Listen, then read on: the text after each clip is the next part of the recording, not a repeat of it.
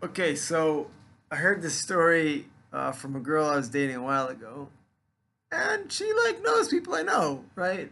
It's a normal thing. So anyhow, she heard the story from a rabbi. I know about a rabbi, and I know the Kabbalists in the story. So just put your doubts aside for 2 seconds and hear the good story. So there was a girl in America that was in one of those snake handling churches. You know these churches, they like go in pits and they hold on to snakes, and they feel like if they get holy enough, the snakes won't bite them. Sometimes they also drink some kind of poison, and if they feel like if they pray enough, the poison won't harm them. It's from some verse in the so-called New Testament.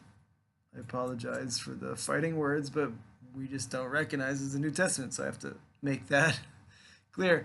So it's from some testament, and then it's some part of the New Testament talks about if you whatever believe in God or Jesus, you can do miracles, something like that. So anyhow, this girl was in America, and she was in one of those snake handling churches, and eventually, somehow, she showed up at a woman's school in Jerusalem. Is it called midrasha or seminary?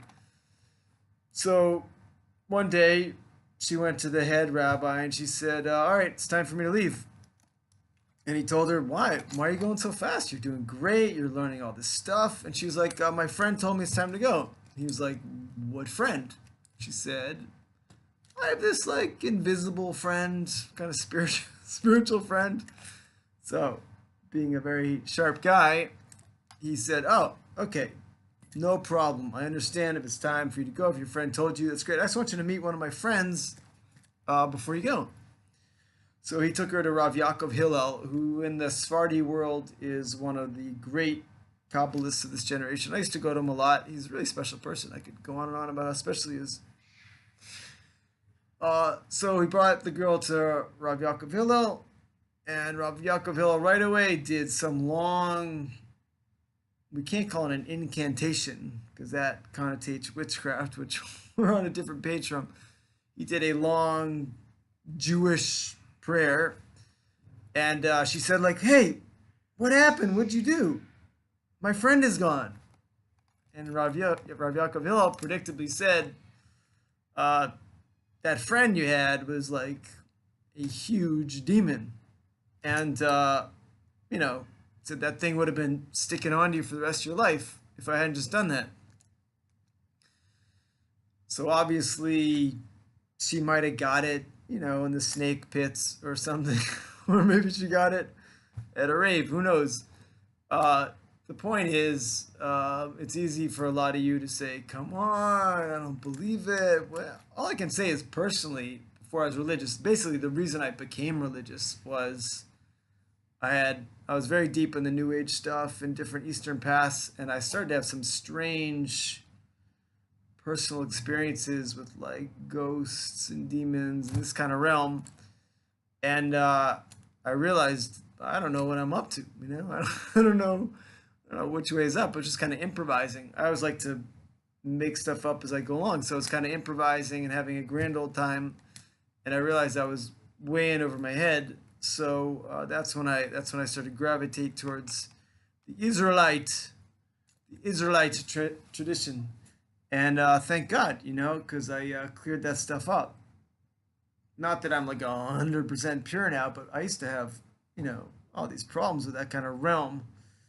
And I can testify that either there's a real spirit realm or someone's just have a great power of the imagination, But I can go on and on about how I don't think I was imagining it. But in Jewish history, it's a long debate. The Rambam, Moshe Maimonides, says there's no such thing as the spirit realm, mostly. He kind of has a little caveat there. And then the Ramban, Nachmanides, says, yeah, ghosts, demons, whatever. It's all got its place. It's all real. So the story they tell about the Rambam, to confuse you further, is they say there was a shul, there was a synagogue that was full of all sorts of demonic forces, and the people sent for the Rambam, and he came to the shul, and he slapped his hand on the bima, and he said, "There's no such thing as demons." And suddenly there's no demons in the synagogue. So one way of looking at that story is that his decrees, his decisions were so powerful that they were creating reality wherever he went. Do you get it? If you don't, you're not alone because it's a deep, it's a deep concept. Okay, um, love to see you at my office here in Jerusalem on Ben Yehuda, or you can Skype. If you never had a session, you can Skype or come in for a free little introduction. And yeah, love to know you. And if you don't have money, we can always work around it. I do barters with people. I get other people to pay for people. Whatever. Don't let your money issues control your life. Okay. God bless you, and you should really be pure. May you get rid of all your demons, and may all of us get rid of all our demons.